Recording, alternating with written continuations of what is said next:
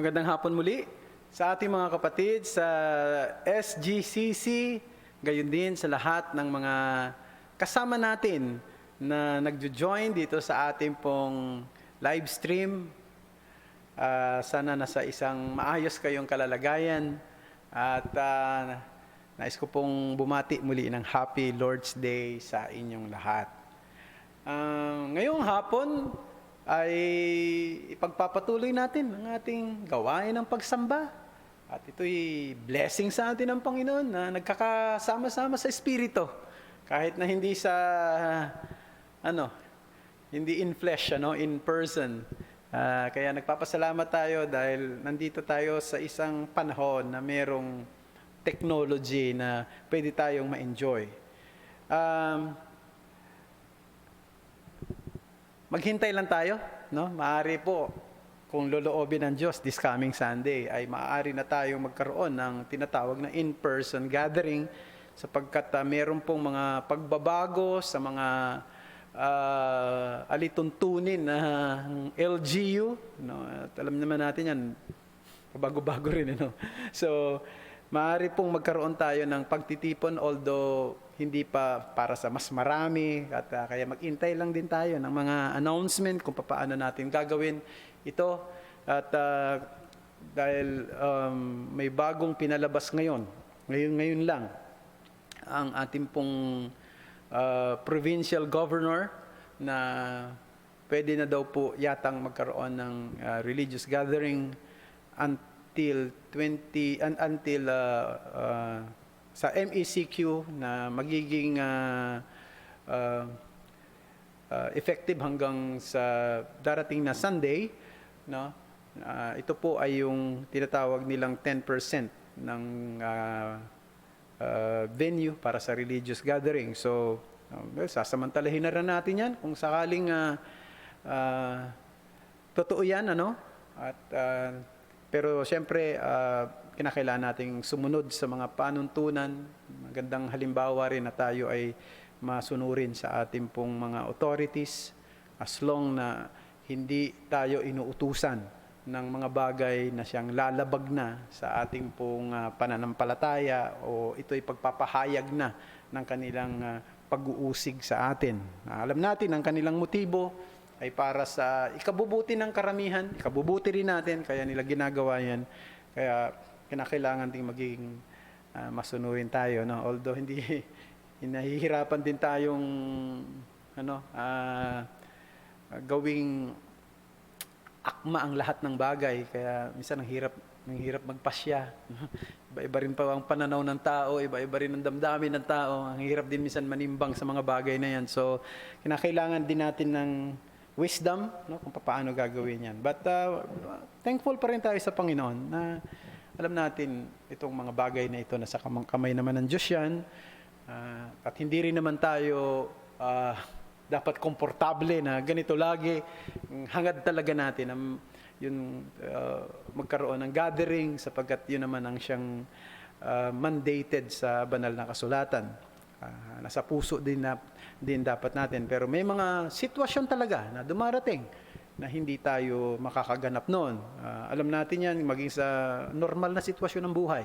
May mga panahong hindi ka talaga makakapag-church dahil may sakit ka, may bulutong ka, di ba?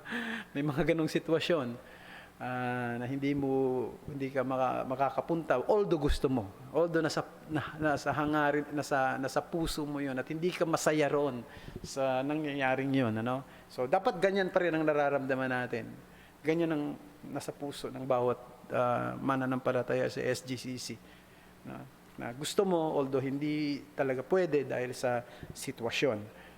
Yan ang hindi dapat. Ang problema, pag naging complacent tayo, parang mas masaya na tayo na ganito, na okay na yan, at wala na, parang hindi mo na hinahanap-hanap. Yan po ay malaking problemang espiritual na dapat hindi mangyari sa sino man sa atin dito. So, okay?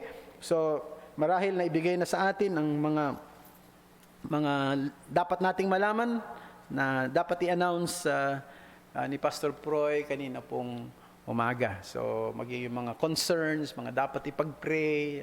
Alam natin na may mga malungkot na nangyari no, lalo na sa kapatid natin na Lani, na binawian ng buhay ang kanyang mother. Kala natin okay na, kala rin niya okay na, bigla na lang bumagsak ang blood pressure, at sabi pa nga hindi na siya i-intubate, biglang kinakailangang i-intubate. Well, yan ang buhay. Malakas ka ngayon, pwedeng mahina ka na sa kinabukasan. Walang pwedeng magmalaki. Lahat sa atin dito ay nasa kamay lamang ng Panginoon. Dapat tayong mag-ingat, dapat tayong magbigay ng pansin sa ating kalusugan, pero dapat din nating ipagkatiwala ang lahat sa kamay ng ating Panginoon. Okay? So, magkaroon muna tayo ng maikling sandali ng pananahimik sa ating mga dako.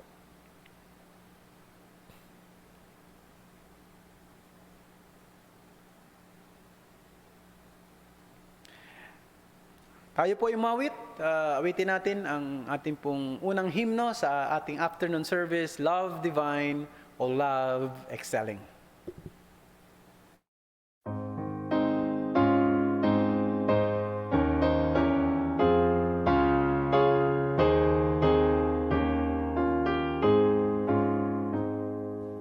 Love divine, all love's excelling, joy of heaven to earth come down. Fix in us thy humble dwelling, all thy faithful mercies crown. Jesus, thou art all compassion, pure unbounded love thou art. Visit us with thy salvation, enter every trembling heart. Breathe, oh breathe thy loving spirit into every troubled breast. Let us all in thee inherit, let us find the promised rest. Take away the love of sin, Alpha and Omega be, and the faith as its beginning, set our hearts at liberty.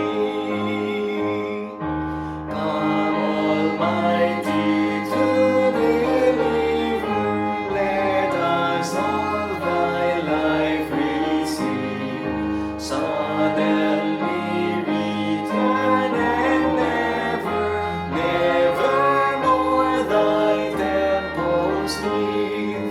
Thee we would be always blessing, serve thee as thy host above.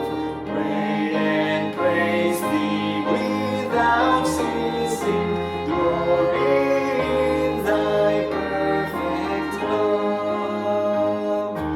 Finish there thy new creation, pure and spotless let us be.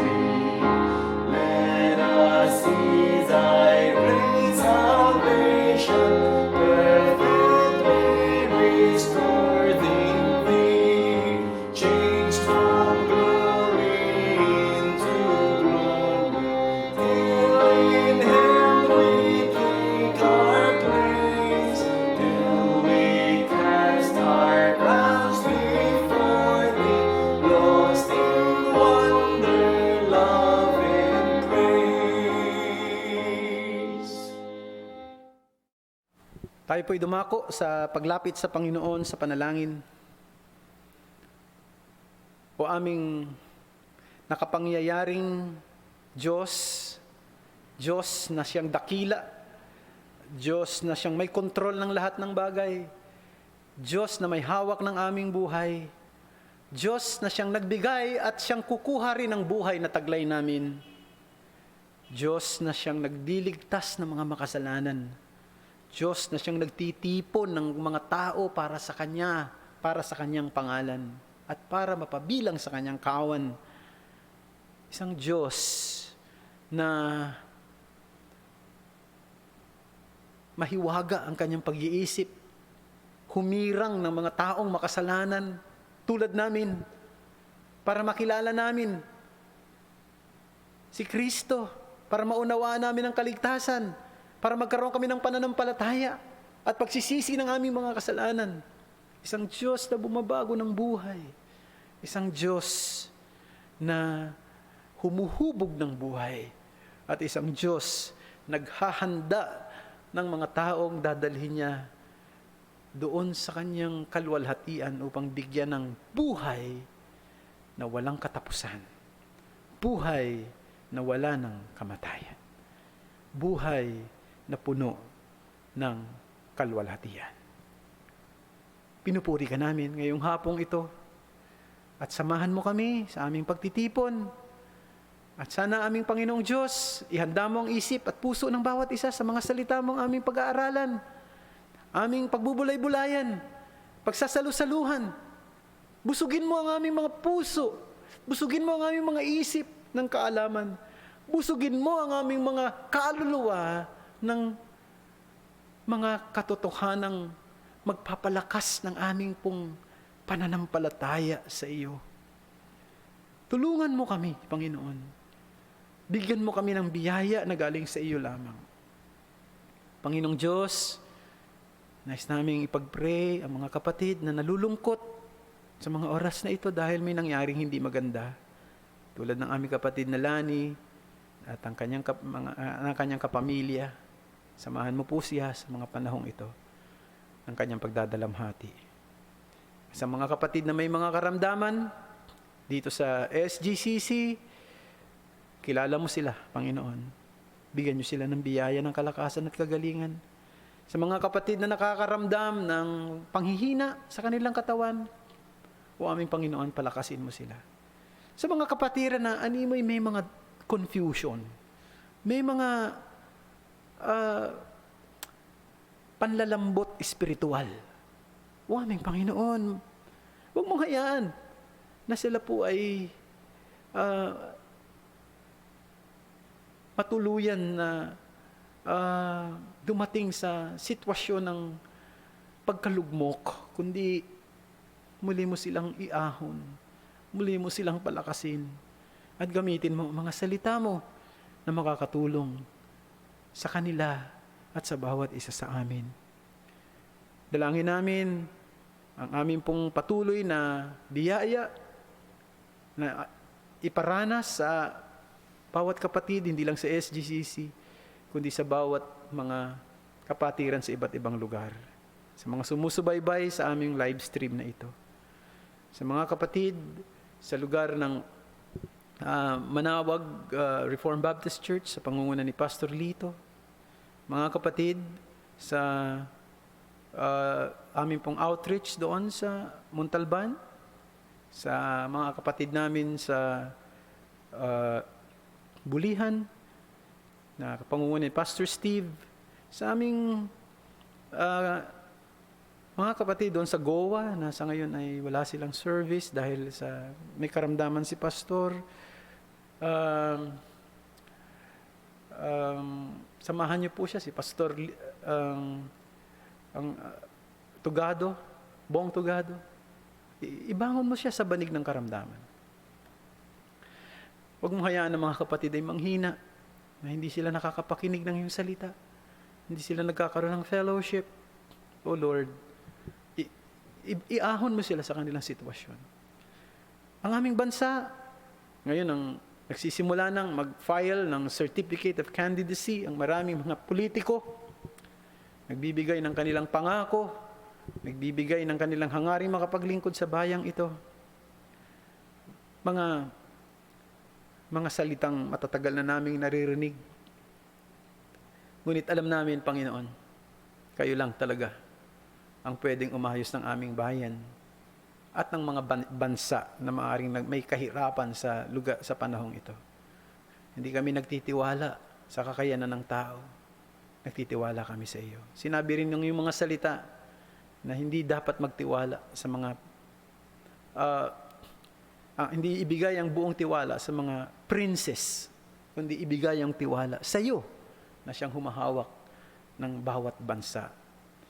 At kung sino man ang mailagay na muli ay mga mamiminuno sa bansang ito, tulungan mo sila na maging tapat sa kanilang tungkulin.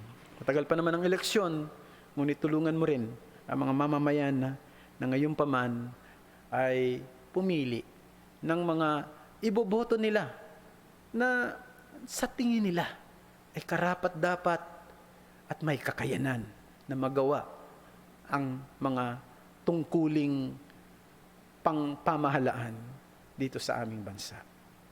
At samahan niyo rin kami, kahit na mga mananampalataya, bagamat ang church ay hindi political, pero hindi namin pwedeng alisin ang katotohanan. Bahagi pa rin kami ng isang bayan na mai-involve kami rito. Ang bawat individual na Kristiyano ay tulungan nyo na makapagpili rin. At sana ay hindi tulad ng nakaraan na nagkakaroon kami ng mga divisions, nagkakaroon ng mga hindi magandang damdamin sa isa't isa marahil dahil sa kanya-kanyang paniniwala sa politika. Hindi ito makaapekto.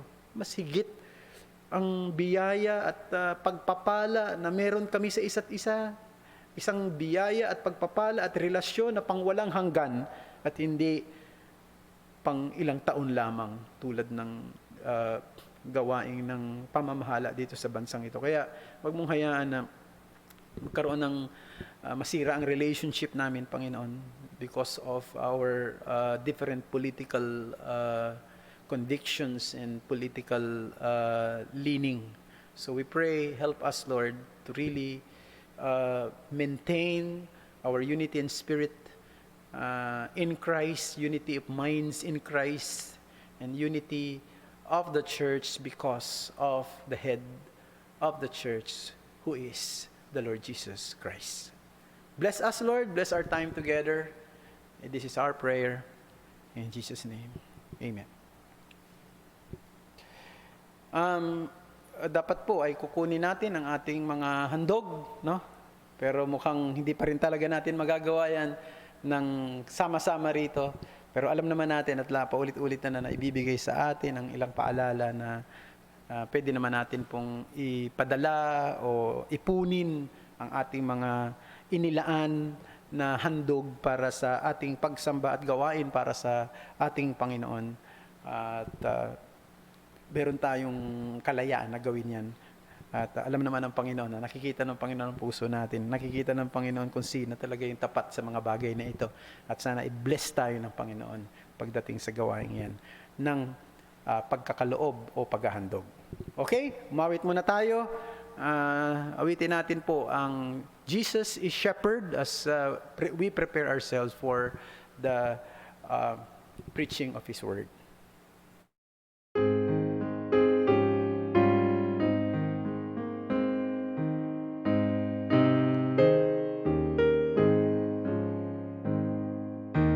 Jesus is our shepherd, is the voice we hear, folded in His bosom. What have we to fear? Only let us follow whither He doth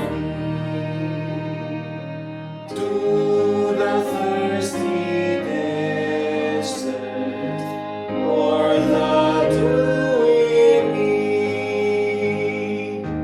Jesus is our shepherd, well we know His voice, how His gentlest whisper makes our hearts rejoice,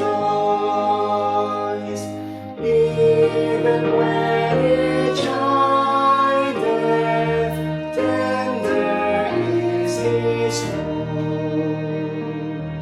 None but He shall guide us, we are His alone. Jesus is our shepherd, sheep he bled, every lamb is sprinkled with the blood he shed. Then on each he setteth his own sacred sign. They that have my spirit, they said he are mine. Jesus is our shepherd, guarded by his arm. Through the walls he threatened, none can do us harm. When we treadeth valley, dark with fearful gloom, we will fear no evil, victors for the truth.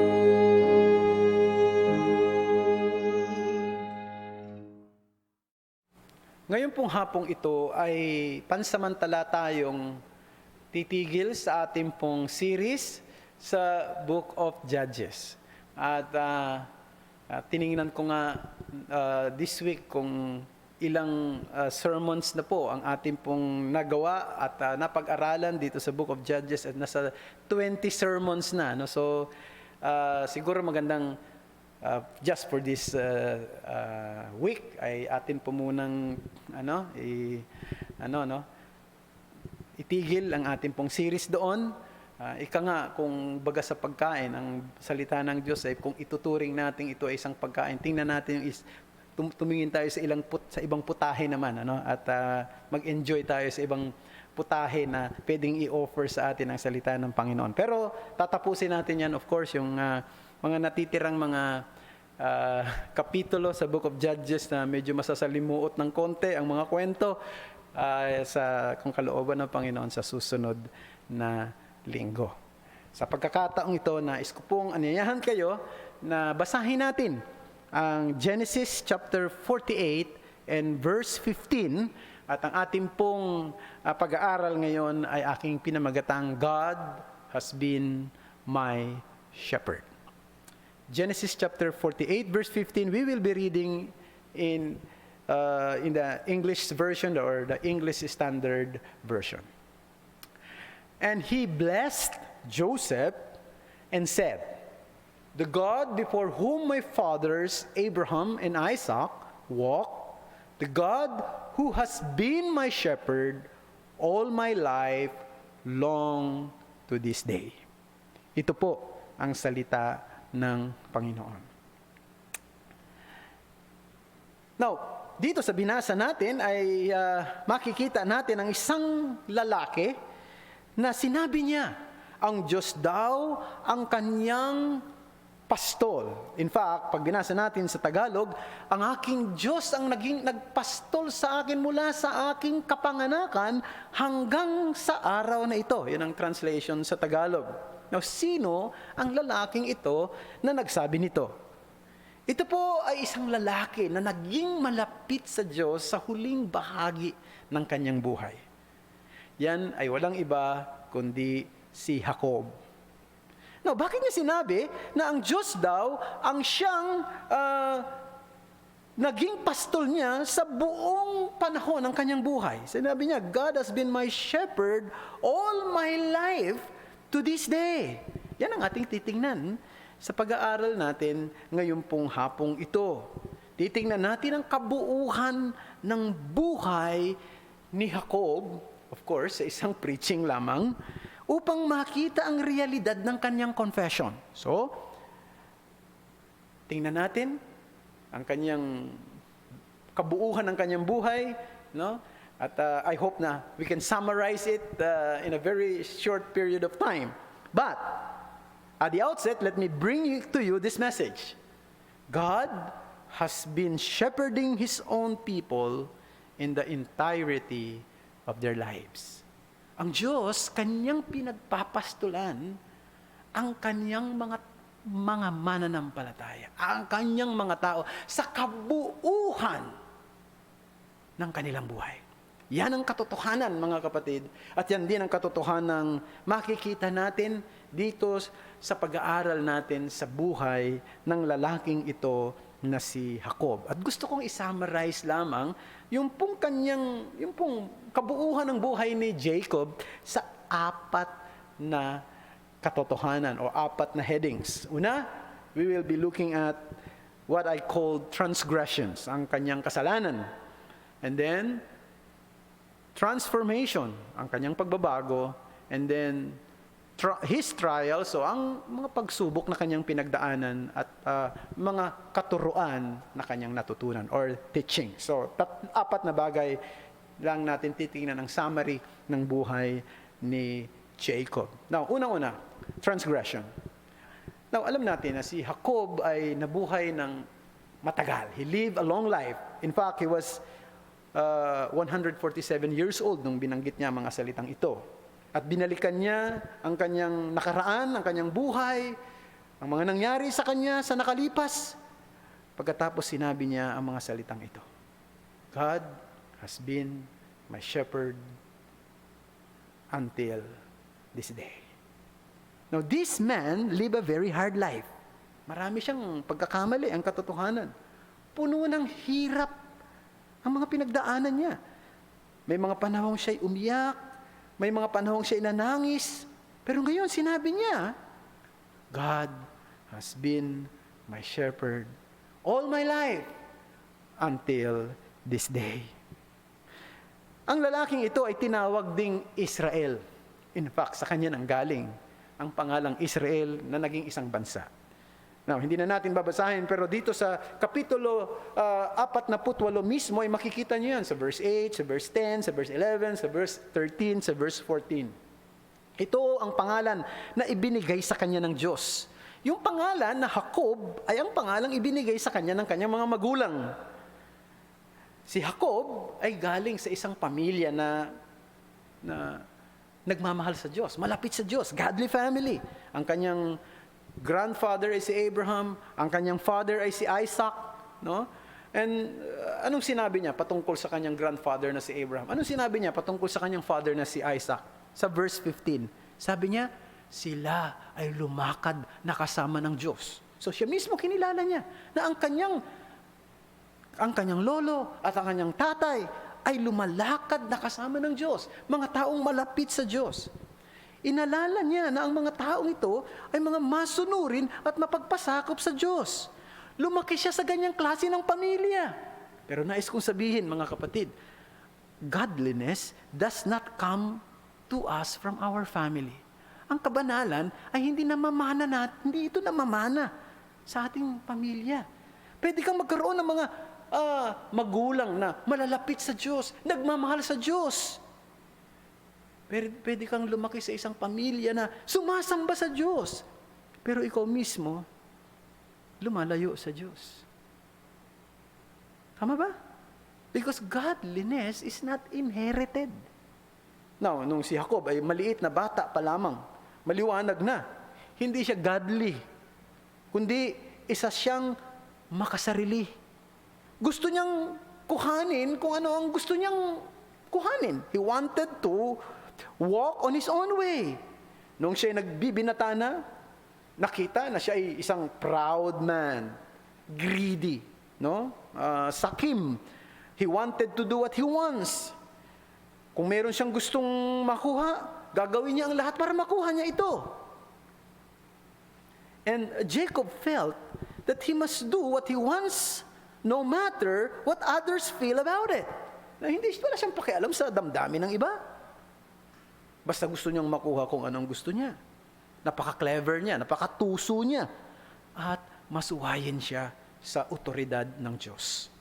He wanted to rule his life. Gusto niya siya lamang ang siyang mamiminuno ng kanyang buhay. Hindi niya nararamdaman na kailangan niya ang Diyos. Nung si Jacob nga ay nagbibinata na, nakagawa siya ng isang kasalanan na napakatindi, laban sa kanyang kambal na kapatid na mas patanda sa kanya. Yan ay si Iso o Isaw sa Tagalog. Nagkaroon siya ng inggit doon sa birthright, sa karapatan ng pagiging panganay ng kanyang kapatid na si Iso. Kaya ang ginawa niya ay pinilit niyang makuha yung posisyon na yan, sapagkat ang karapatan ng pagiging panganay, isang klase ng posisyon na pwede siyang maging head of the family one day. So Jacob deceived his father and he robbed his brother through the help of his mother. Ginawa niya yung mga bagay na ito. He did something worse. Alam nyo, mas matindi at naging mas masahol yung kanyang ginawang panlilin lang sa kanyang tatay at sa kanyang kapatid nang mismong ginamit pa niya ang pangalan ng Diyos para makatulong sa kanya na maging matagumpay siya sa pagpanlilin lang sa kanyang magulang at sa kanyang kapatid. Matatandaan na nung si Jacob, si Isaac ay hindi na nakakakita dahil matanda na siya at di na rin siya nakakatayo. No, nakahiga na lamang siya, ay tinawag niya yung kanyang anak na si Esau para ito ay pagpalain. Sabi niya sa kanyang anak, "Anak, kunin mo ang iyong pana, kunin mo ang iyong mga gamit at manghuli ka ng usa. Pagkatapos ito ay iyong patayin at iyong lutuin at maghanda ka ng pagkain para sa atin at pagkatapos ay ibibigay ko sa iyo ang pagpapala." Nung marinig ito ng kanyang nanay at narinig ito at nalaman ito ni Jacob, alam mong ginawa? Kumuha sila kagad ng kambing at ito'y kanilang pinatay. At pagkatapos ay naghanda ng pagkain at lumapit na si Jacob. Tinanong at nagsabi si Jacob, "Narito na po ako, aking ama." Sabi ng tatay, "Sino ka?" "Ako po, ang inyong anak na si Esau." Siguro nag-isip, ibang boses ni Esau. Sabi niya, paano naging mabilis naman ang mga pangyayari? Andito ka kagad. Nakapaghanda ka kagad ng pagkain. Alam nyo, basahin natin, yung Genesis 27:20. Makikita natin na ginamit niya mismo yung pangalan ng Diyos sa kanyang pagsisinungaling. Sabi niya, "But Isaac said to his son, 'How is it that you have found it so quickly, my son?' He answered, 'Because the Lord your God granted me success.'" Ang bilis mo naman, anak, nakarating ka kagad dito. Sabi niya, sapagkat ang Diyos, ang iyong Diyos, binigyan niya ako ng tagumpay. Pinabilis niya ang mga pangyayari. Nakita niyo? Gumawa siya ng isang matinding kasalanan. Isang kasalanan na ginamit niya ang pangalan ng Diyos para sa kanyang hangaring makuha ang hindi dapat sa kanya. Ang kasalanan ito ni Jacob ang siyang bumago ng direksyon ng kanyang buhay. Alam niyo, may mga panahon na tayo ay darating sa isang crossroads. Alam niyo yung crossroads? Yung bang kinakailangan ko bang tumahak pasulong o lumiko sa kanan o lumiko sa kaliwa o umatras? Di ba? May mga panahon ganyan. At alam mo, may consequence ang bawat magiging desisyon mo. At dito si Jacob ay nagdesisyon siya na dayain ang kanyang ama, linlangin ang kanyang kapatid, nakawin ang karapatan ng pagiging panganay nito, kuhanin ang pagpapala na dapat ay sa kanyang kuya, at hinarap niya ang bunga ng kanyang desisyon. Kinakailangan niyang tumakas mula sa kanyang pamilya, kinakailangan niyang tumakas sa galit ng kanyang kapatid at siya'y pumunta doon sa wilderness. Nakuha nga niya ang karapatan ng pagiging panganay, nakuha nga niya ang pagpapala ng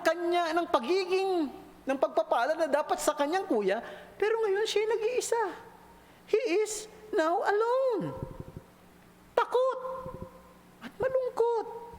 Nung nandoon na siya sa wilderness, nandoon na siya sa ilang, dito sa pagkakataong ito ay nagpakita ang Diyos sa kanya for the first time. Hindi hinahanap ni Jacob ang Diyos, pero ang Diyos, hinahanap siya. Hindi hinahanap ni Jacob ang Diyos, ulitin ko yan. Pero ang Diyos, hinahanap siya. Sa pagkakataong ito, nagkaroon siya ng isang panaginip. Nakita niya ang isang mataas na hagdanan. At nakita niya sa hagdanan na ito ay nagmamanhik, manaog ang mga anghel. Sa lupa patungo sa langit at patungo sa lupa. At doon niya na-realize, meron palang Diyos. Totoo pala ang Diyos ng aking mga magulang. At narito siya. Nagkaroon siya ng consciousness sa Diyos. Kahit na iniwan niya ang kanyang pamilya at ang Diyos ng kanyang pamilya, narito ang Diyos.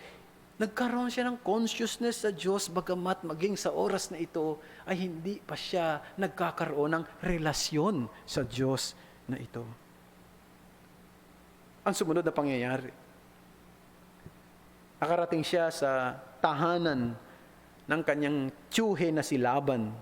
At nung siya makarating sa tahanan ng kanyang tiyuhin, ay nakita niya na ang kanyang tiyuhin pala ay mayroong 2 anak na babae.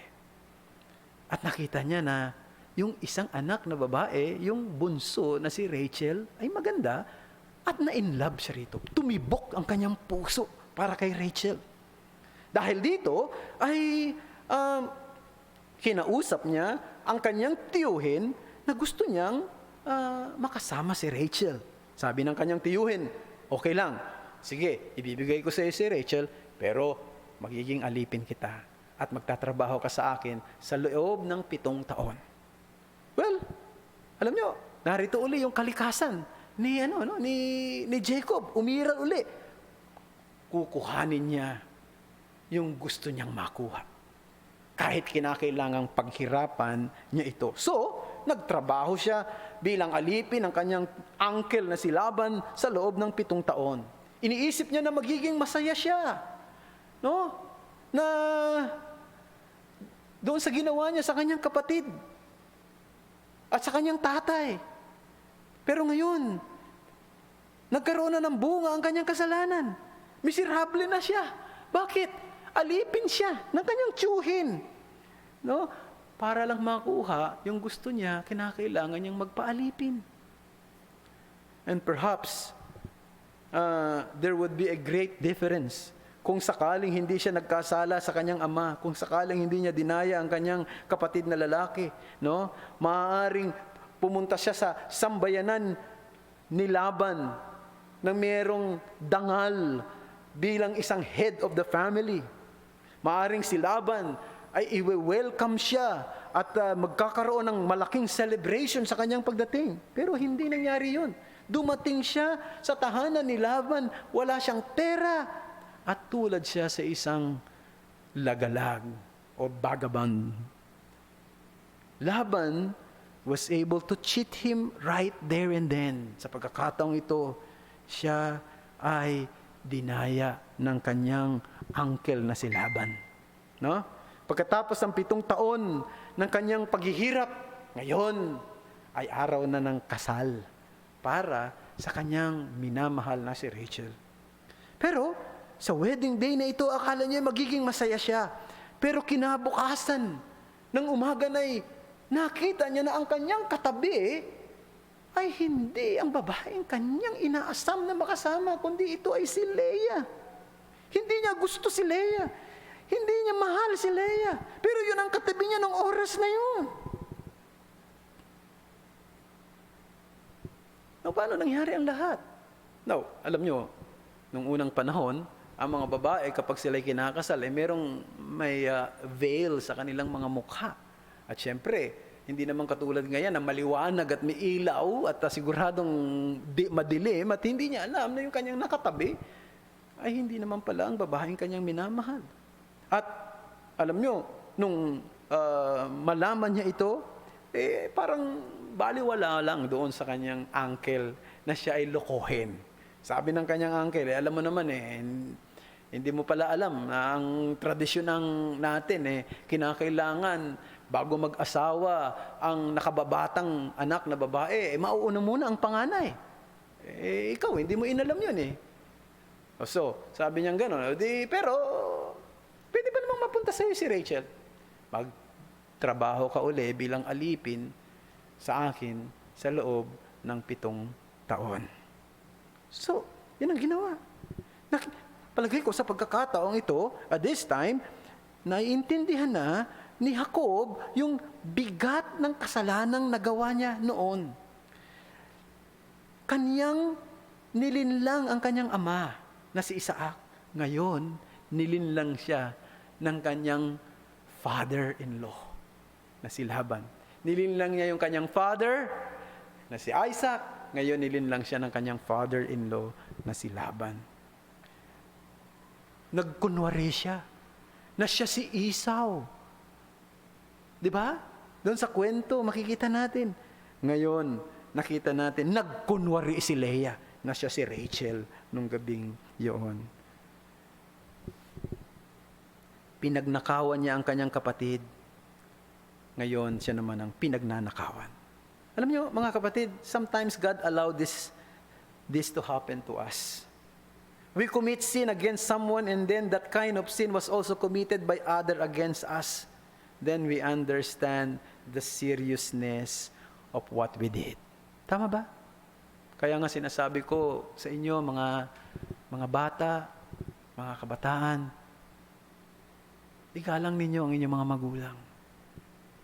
Sapagkat kung hindi kayo magiging magalang sa inyong mga magulang, kung kayo ay magiging suwail, kung kayo ay magiging masuwayin, may possibility na yan din ang gawin ng inyong mga anak sa inyo kapag kayo nagkaroon na ng pamilya. Yan ang nangyari dito kay Jacob. Yung kanyang panlilinlang, yung kanyang pagdidisguise, yung kanyang pagnanakaw, lahat bumalik sa kanya. Siya ngayon ang nakakaranas nito. Ngayon, pagkatapos ng 14 na taon, at last, nakasama rin niya ang kanyang pinakamamahal na si Rachel. And, akala niya masaya na siya. Pero ang totoo, hindi pa rin siya masaya. Bakit? Sapagkat nandoon pa rin siya sa sambayanan ng kanyang uncle na si Laban. Hindi siya pwedeng umuwi doon sa kanyang sambayanan sapagkat takot siya sa kanyang kapatid na si Esau. Kaya sumang-ayon siya na magtrabaho pa rin sa ilalim ng kanyang tiyuhi na ito na si Laban. Walang masayang relasyon sa pagitan nila, hindi ba? There was no happy relationship between them because Laban cheated Jacob again and again. Now, naranasan ba ninyo na magtrabaho na ang inyong boss ay hindi nyo kasundo? No? Laging galit sa inyo o kaya naman maaaring lagi kang niloloko? Pinahihirapan ka? Hindi masaya, no? Hindi masaya yung pakiramdam ng ganong klase ng karanasan. Hindi ka makakaramdam ng tinatawag na pagiging relax. Siyempre, pagkaganyan lagi kang may duda. There was always suspicion to one another. Jacob cannot relax because he always thought that his uncle may have cheated him. Nakita niyo ba rito? Na yung kasalanan ng kanyang kabataan hanggang sa mga oras na ito ay tinutugis siya.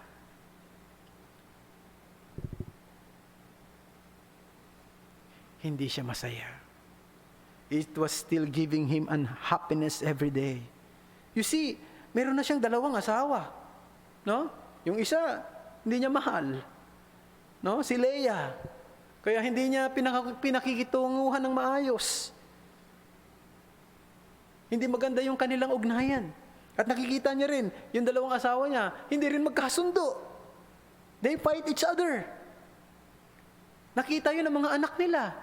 Sigurado ko nakikita ng mga anak nila, yung kanyang 2 asawa, mayroong animosity. Hindi magkasundo. So ito'y isang pamilya na hindi masaya. Merong pag-aaway, merong kagalitan sa isa't isa, may trouble. There was no peace in the family. And this trouble goes on and on. And so one day, nagpasya na ito si Jacob. Aalis na ako dito sa sambayanan ng aking father-in-law na si Laban. At dahil doon, nagalit si Laban kay Jacob. Alam niyo, bakit siya nagalit? Sapagkat mas nagiging mayaman, mas nagiging maunlad si Jacob kaysa sa kanya. Mas marami na siyang mga pag-aari. Mas marami na siyang mga kawan kaysa sa kanya. Huh? Yun ang katotohanan. So, isang gabi, kanyang inimpake ang lahat ng kanyang kagamitan. Inihanda, maging ang kanyang asawa. kasama ng kanyang mga anak, at sila ay umalis ng hating gabi, in the middle of the night. At sabi ng Biblia, Jacob deceived Laban by not telling him that he was living. Yan. Andun pa rin yung kanyang panlilinlang. Andun pa rin ang kahulugan ng kanyang pangalan, na siya isang manlilinlang. You see, Jacob's nature is still there. Alam nyo, ganyan talaga kapag hindi ka mananampalataya. Ganyan talaga kapag hindi ka Kristiyano. No? Hindi ka lamang nagkakasala. Alipin ka ng kasalanan. Maaaring mangangako ka, hindi mo nagagawin ang kasalanan ito, pero hindi mo magawa. Paulit-ulit pa rin. Nahuhulog ka pa rin. Sapagkat alipin ka ng kasalanan. Bumabalik at bumabalik ka doon sa putik ng kasalanan, sapagkat ang puso mo ay hindi nagkaroon ng pagbabago. Yan ang nangyari dito kay Jacob. You see, napakalaki na ng kanyang pamilya. Libo-libo na ang kanyang mga kaawan, ang kanyang hayop na pag-aari. Pero ang problema, nandun siya sa wilderness. Wala siyang tahanan. Isipin mo, no? Paano niya mape-perform ang kanyang napakalaking responsibilidad kung siya ay nasa ilang? Nanganganib sila sa mga bandido, nanganganib sila sa mga magnanakaw, nanganganib sila sa mga wild animals. Hindi na siya makakabalik kay Laban. Meron na lang nag-iisang direksyon na dapat niyang tahakin, ang makabalik sa sambayanan ng kanyang ama. Kinakailangan niyang harapin ang kanyang kapatid. Pero paano niyang gagawin ito? Galit ang kapatid niya sa kanya. Handa siyang patayin ng kanyang kapatid. Saan siya pupunta? Nandoon siya sa isang desperado na kalalagayan. Nagkasala siya sa kanyang ama at sa kanyang kapatid. 20 taon na ang nakakaraan. Pero maging sa oras na ito, hindi pa rin siya nagsisisi sa kanyang kasalanang ginawa. Lahat ng kanyang katusuhan ay nagbunga ng matinding ligalig, matinding pasakit, at matinding pagdurusa sa kanya. Ito ang pwede kong sabihin, tulad ng nangyari dito kay Jacob, ang kasalanan niya ang siyang sumira sa kanya. And therefore we can say, brethren, the message that we can see in this instance is this: sin is the only thing that spoil our lives. Ang kasalanan, ang siyang natatanging bagay na sisira ng ating buhay. At alam niya, walang pwedeng sisihin sa mga pangyayari, kundi siya. So, yan ang bagay na una nating nakita. Pero pumunta tayo sa pangalawang bahagi na tinawag kong his transformation, ang pagbabago sa buhay ni Jacob. At last, sa pagkakataong ito, handa na niyang makatagpo ang Diyos. Handa na siyang makipag-ugnay sa Diyos.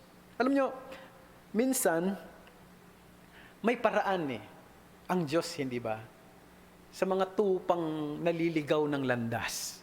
Yun daw mga pastol nung unang panahon, ay mayroong mga aso. Itong mga aso niya, ang trabaho niyan ay tugisin, no? Takutin at itret yung mga tupang lumalayo doon sa kawan ng pastor. Yan ang ginagawa ng aso. At ang trabaho ng aso na yan, no? Siyempre takutin. Alam mo naman, matatakutin din ang mga ang mga tupa sa mga aso, mga hayop na na tulad ng aso, no? Pagka natakot na siya, bigla na lang babalik siya doon sa kawan ng kanyang pastor. Yun ang trabaho nun, no? Kasi minsan naliligaw sila ng dasahana, pupuntahan niya na sa tahol ng tahol yan at parang akmang aatakihin, kaya tatakbo siya pabalik. So yun ang trabaho ng aso. So yun tinatawag na shepherd's dog. Alam nyo, dito makikita natin yung mga sorrow, yung trouble sa buhay ni Jacob ay parang mga shepherd's dog ng Diyos. Para siya'y ibalik sa Diyos. Para makita niya ang pangangailangan ng Diyos sa kanyang buhay. For 20 years, yan ang ginagawa ng Diyos sa buhay ni Jacob. Ang ginagawa niya ay gumagawa siya ng mga pangyayari para magsilbing pamamaraan para maibalik si Jacob sa tamang kaugnayan sa kanya.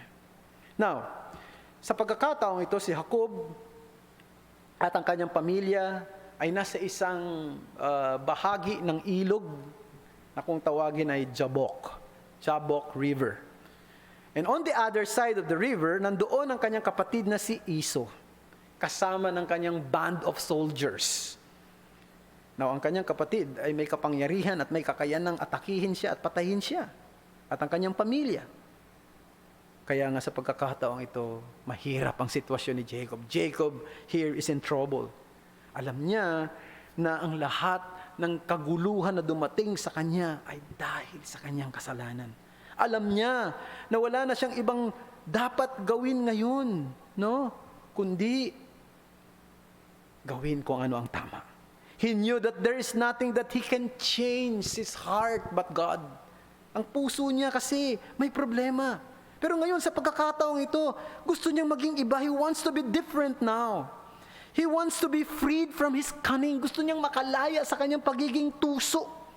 Gusto niyang maging tulad na ng kanyang tatay na si Isaac, ng kanyang lolo na si Abraham, na sila'y lumakad na kasama ng Diyos. Gusto niya nang maging katulad nila. Na-realize niya na ang lahat ng mga ligalig at problema na dumating sa kanya at sa kanyang pamilya ay paraan para siya ay manumbalik sa Diyos. He realized that all trouble that he had with his family and with his father and with his brother and with his uncle and between two wives, they're all due to his wicked heart. Hindi niya kayang baguhin ang buhay niya. Hindi niya kayang baguhin ang puso niya. Ang Diyos lang ang pwedeng gumawa nun. Kaya may nangyari. Isang gabi, may wrestling na nangyari. Nakipagbuno siya sa Diyos. Dumating ang anghel ng Diyos at sila'y nagbuno. At ang sabi, sila'y nagbuno ng buong magdamag. Ito'y pagpapakita kung ano ang buhay ni Jacob. Siya'y nakikipagbuno sa Diyos. Siya'y nakikipaglaban sa Diyos. Pero sa huling bahagi ng labanang ito, ano ang nangyari? Siya'y sumuko sa Diyos. Siya'y nagpakababa sa Diyos. Kanyang na-realize na kung aalis ang Diyos na hindi siya pinagpapala, hindi niya na kayang mabuhay pa ng tama. Kaya siya'y nakiusap sa Diyos na siya'y pagpalain. At nung gabing yun, pinagpala siya ng Diyos at ibinigay sa kanya ang bagong pangalan, ang pangalang Israel.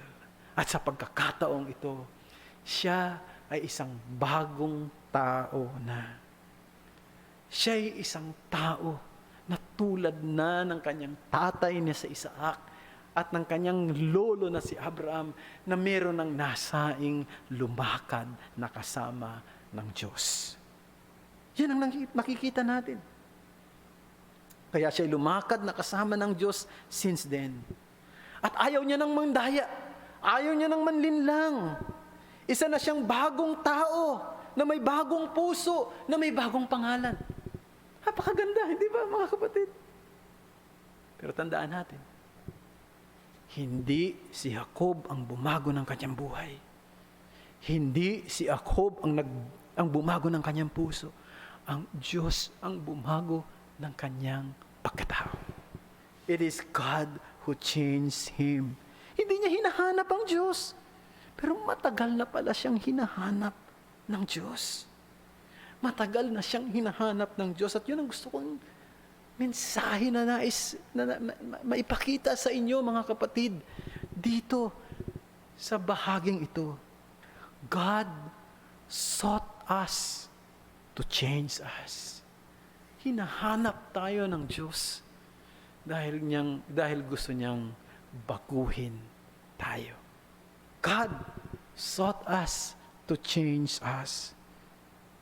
Ang Diyos mismo ang nagdala sa kanya sa ganitong klase ng pangyayari. Ang Diyos mismo ang naglagay sa kanyang puso na siya ay makasalanan at dapat siyang magsisi sa kanyang kasalanan. Ang Diyos mismo ang naglagay sa kanyang puso ng pusong handang magpasakop at handang magtiwala sa Diyos. Napakabuti ng Diyos. Napakamahabagi ng Diyos sa isang tulad ni Jacob. Surprisingly, lahat ng takot ni Jacob laban sa kanyang kapatid ay hindi nangyari. Dumating na ang umaga. Nakita niya na ang kanyang kapatid na si Iso mula sa malayo. Kasama ng 400 na mga sundalo at mga tauhan ni Iso. Takot na takot siya. Takot na takot siyang makaharap ang kanyang kapatid. Pero nung makita siya ni Iso, tumakbo ito papalapit sa kanya. At siya'y niyakap at hinalikan. At sila'y umiyak magkasama. Parang isang pelikula. Alam niyo mga kapatid, gusto kong aminin sa inyo, maraming pagkakataong binasa ko na ang bahaging ito. Pero kapag dumarating ako sa bahaging ito, umiiyak pa rin ako. Naiemosyon pa rin ako. Sapagkat hindi ito isang pelikula na nakakaiyak. Ito isang totoong pangyayari sa buhay ng isang taong tulad ni Jacob na makasalanan, na walang pakialam sa Diyos. Pero binago ang kanyang buhay. At lahat ng kanyang expectation na mali ay hindi nangyari. Inalis ng Diyos ang galit sa puso ng kanyang kapatid na Iso sa kanya. Pero alam niyo ba kung ano ang pinakadakilang milagro rito? Hindi yun. Ang pinakadakilang milagro rito, binago ng Diyos ang puso ni Jacob. Punta tayo sa pangatlong bahagi. Tinawag ko itong his trials or trials. Hindi nagtapos ang kwento sa buhay ni Jacob doon. Marami pang problema na dumating sa kanya. Marami pang mga pagsubok at trouble na dumating sa kanya kahit na siya ay nananampalataya na sa Panginoong Diyos. Tandaan din natin mga kapatid, huwag tayong maniwala doon sa mga nagtuturo na kapag tayo naging Kristiyano ay wala nang problema. No? Wala na tayong mga alalahanin sa buhay. Lagi na lang masaya. Lagi na lang puro magaganda ang nangyayari. Hindi totoo yan. Narito si Jacob, nanampalataya na siya sa Panginoon. May kaugnayan na siya sa Diyos, pero hindi pa rin siya nilubayan ng mga problema.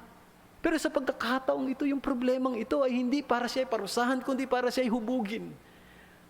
Para siya subukin at hubugin sa kanyang buhay pananampalataya. Natatandaan natin na si Jacob ay merong mga anak na lalaki. 10 sa mga anak na lalaki ni Jacob ay merong hindi magandang damdamin doon sa paborito niyang anak na si Joseph. No? At dahil yung hindi magandang damdamin na yun ay nauwi sa hindi magandang pagtrato at hindi magandang ginawa laban sa kanya. Kanilang ibinenta ang kanilang kapatid na ito sa isang merchant. At ang kanilang nireport kay Jacob ay ang kanyang anak na paborito ay pinaslang ng mabangis na hayop. Isipin mo yung damdamin ni Jacob sa oras na yun. Yun ang anak niya sa kanyang mahal na asawang si Rachel, si Joseph. Paborito niya ang anak niyang ito. Mahal niya yung anak niyang ito. Pero ngayon ang balita, pinatay ng mabangis na hayop. Alala ninyo, meron siyang anak na babae, ang pangalan ay si Dina. Ito ay ni-rape ng isang lalaki na ang pangalan ay si Shechem. Mabigat sa isang magulang yun. Na malaman mo yung anak mong babae. No? Pag pagsamantalahan ng sino man. Naalala nyo na ang kanyang asawang si Rachel na kanyang pinakamamahal ay namatay nung ipinanganak nito ang kanyang bunsong anak na si Benjamin. Ang bigat ng kanyang damdamin. Naalala ninyo na meron siyang anak na ang pangalan ay si Judah. Itong si Judah ay accidentally, hindi naman niya sinasadya, ay nasipingan niya ang kanyang manugang na si Tamar. Naalala ninyo ang mga pangyayari noong magkaroon ng tagutom sa bayan ng Kanaan, sa lugar ng Kanaan. At nung panahon na yon, si Joseph naman ay prime minister na ng Egypt. Nung bumili ang mga anak niyang lalaki ng pagkain doon at nakita ni Joseph ang kanyang mga kapatid, gumawa siya ng mga scheme. At isa sa mga scheme na ginawa ni Joseph, sabi niya, kinakailangang malaman ko kung nagsasabi nga kayo ng totoo na meron pa kayong kapatid na lalaki na ang pangalan ay Benjamin. Para malaman ko nagsasabi kayo ng totoo, iiwan dito ang isa sa inyong mga kapatid. Ayan ay si Simeon. Dito. At bumalik kayo roon. At kung hindi ninyo madadala ang inyong kapatid dito na lalaki, na si Benjamin, siya'y mamamatay. Alam nyo, mabigat yon para kay Jacob. Sapagkat si Benjamin, ang alaala niya ng kanyang asawang si Rachel. Wala na ang kanyang anak. Akala niya ipatay na si Joseph. Nag-iisa na lamang. Tapos ngayon, kinakailangang ipadala niya at hayaan niyang makarating ito sa Ehipto. Isipin niyo yung damdamin ni Jacob sa oras na iyan. All of them brought pain and sorrow in the heart of Jacob. Well, to make the long story short, ni-reveal ni Joseph ang totoo niyang pagkatao, binunyag niya sa kanyang mga kapatid kung sino talaga siya. Mabilis sa mga pangyayari, si Jacob, nalaman na rin ito, at kinakailangan nilang umalis sa Kanaan, at sila ngayon ay tumira sa lupain na kung tawagin ay Goshen sa lugar ng Ehipto. Anong nangyari, mga kapatid? Lahat ng pighati, lahat ng lumbay, lahat ng sakit, lahat ng pagdurusa, napalitan ng kagalakan para kay Jacob. Noong sila ay nandoon na sa Goshen, naging happy family sila. Tapos na ang mga pain. Tapos na ang mga paghihirap at mga sakit ng kalooban.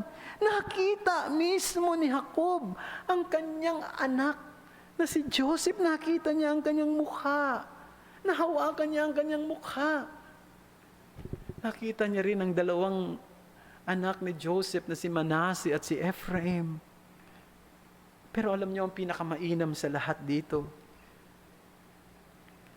Nakita ni Jacob ang pagpapalang magkaroon ng totoong relasyon sa Diyos. Yun ang nakita niya rito. Isang kakaibang bagay talaga na merong kang Diyos at may kaugnayan ka sa Kanya.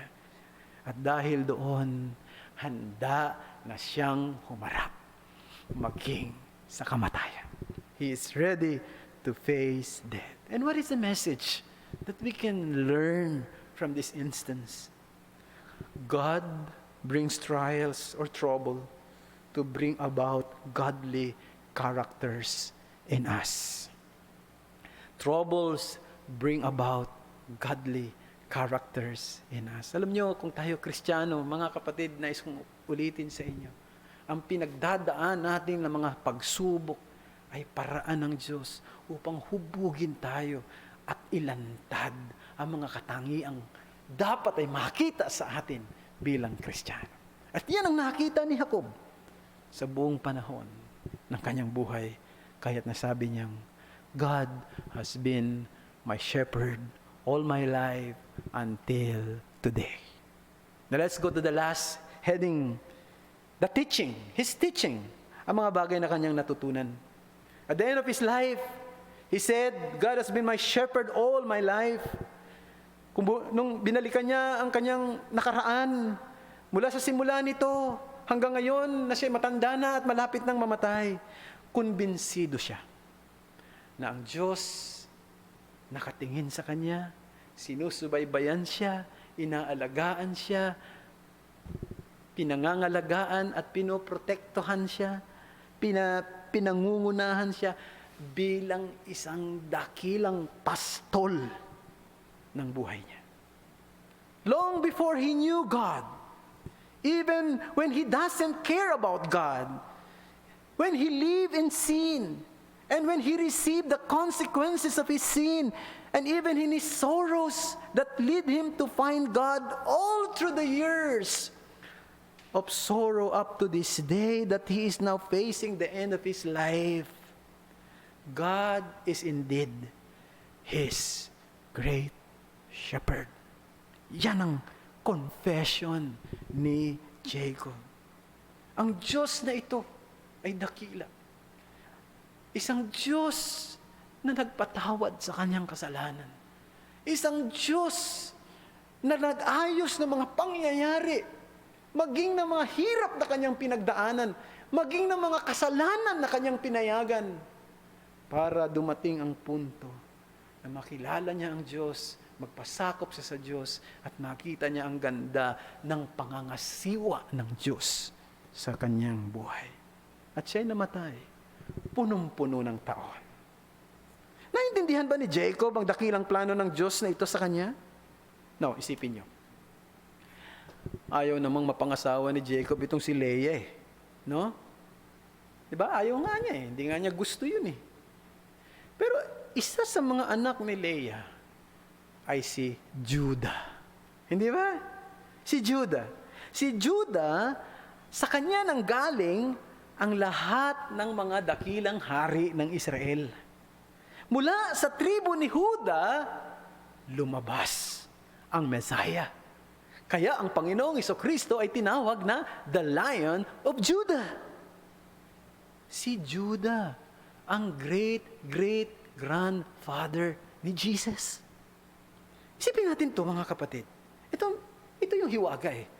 Kung si Jacob hindi nagkasala, kung si Jacob hindi siya pinagbantaan ng kanyang kapatid na si Esau na siya papatayin dahil sa ginawang panlilinlang sa kanya, hindi siya makakarating doon sa tahanan ng kanyang uncle na si Laban para ma-meet si Leah na kahit hindi niya gusto, napangasawa niya at nagkaroon siya ng anak. At yung anak na yon ay si Judah. And later on, dahil kay Judah, sa lahi nito, lalabas si Jesus Christ. You see how great and wise the plan of God was? And this is the message that I want to emphasize sa bahaging ito, brethren. God's plan is always for our good. God's plan is always for our good.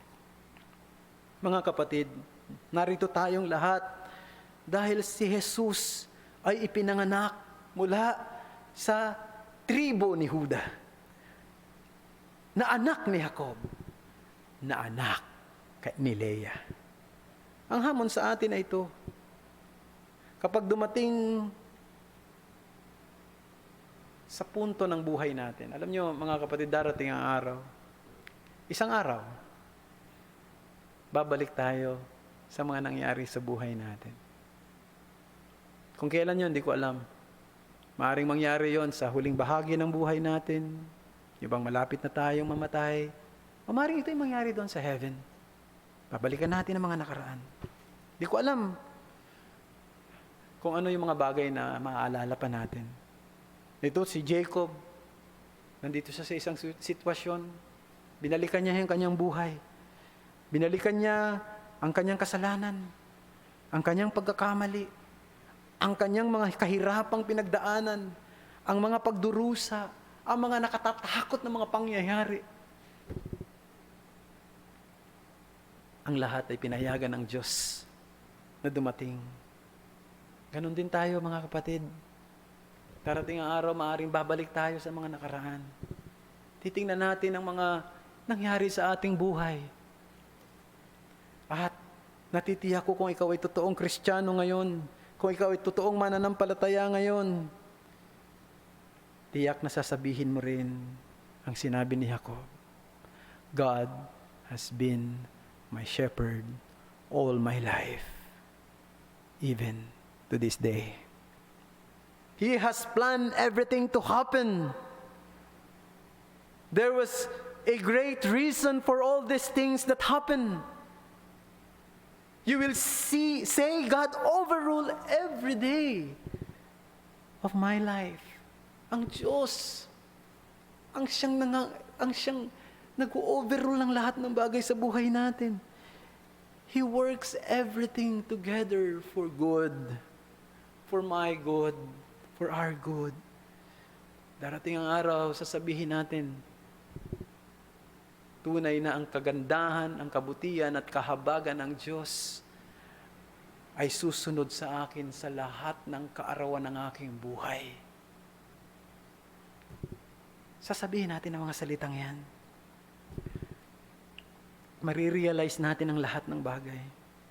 And you may not see why those griefs did happen. Maaring siguro hindi natin maintindihan, ba't nangyari ito?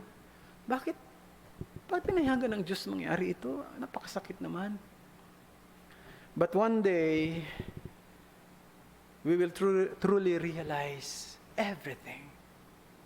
Everything.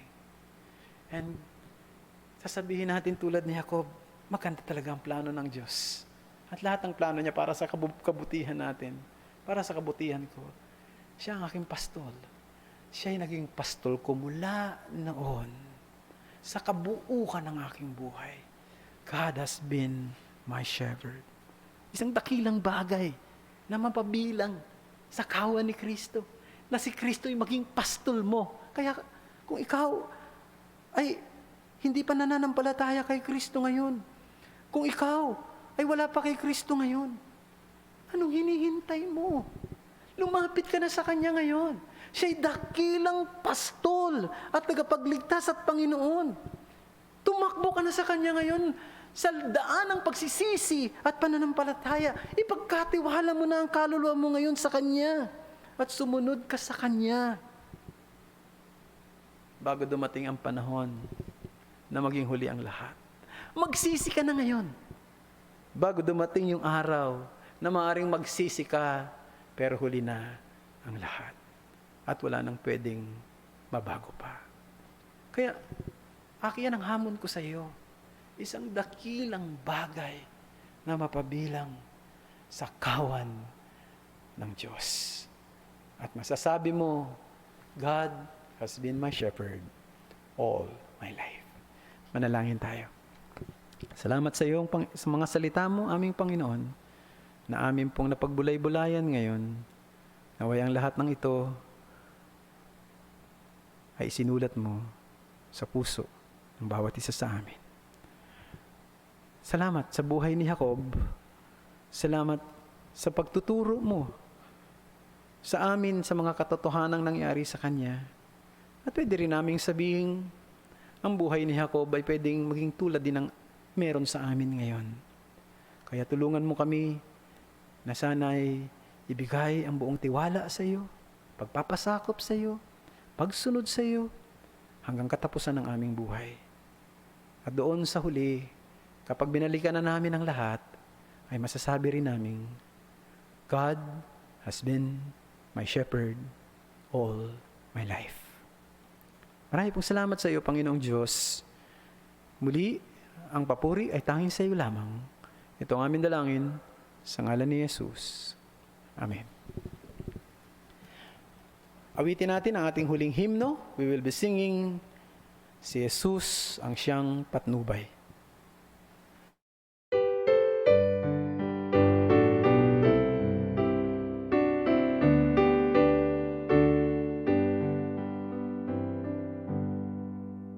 Si Jesus ang siyang patnubay sa landas ng buhay ko. Hindi siya nagpapabaya, laging sumasaklolo. Buhay ko ay mapayapa.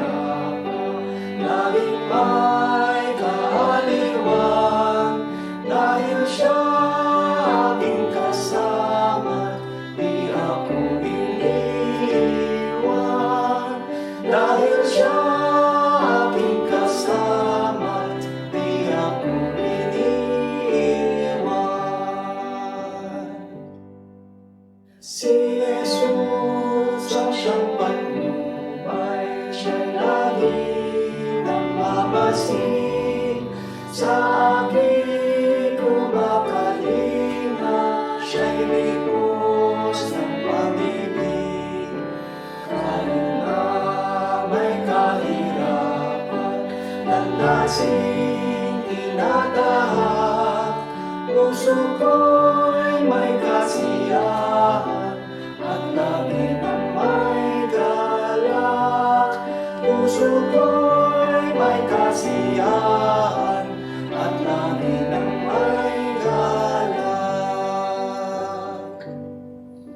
Si Jesus ang siyang patnubay, ang pag-ibig niya'y lubos, ang biyaya niya'y sagana at hindi kinatapos. Hanggang sa wakas ng buhay dito sa sanlibutan, siya'y lagi nagsasa akin at ako'y di iiwan. Siya'y lagi nagsasa akin at ako'y di iiwan. Si Jesus ang siyang patnubay hanggang aking marating. Langit na kanyang tahanan, nalimos ng pag-ibig. Pag ako'y kanyang tinawag at lilisan sa Ama, siya't minang pupurihin doon sa walang hanggan. Siya't minang pupurihin doon sa walang hanggan.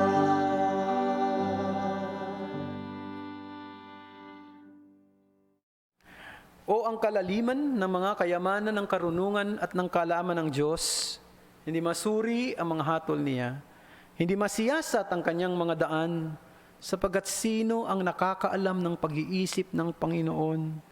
O sino ang kanyang naging tagapayo?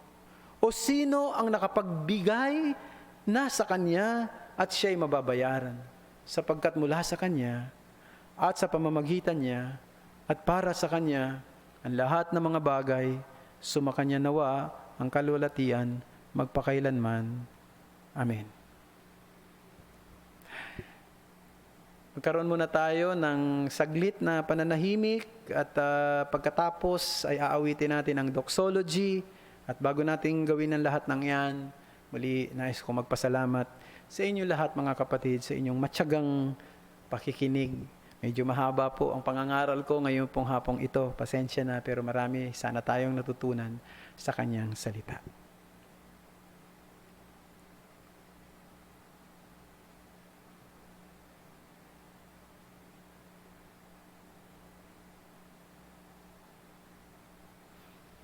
Tayo pong umawit ng ating doxology.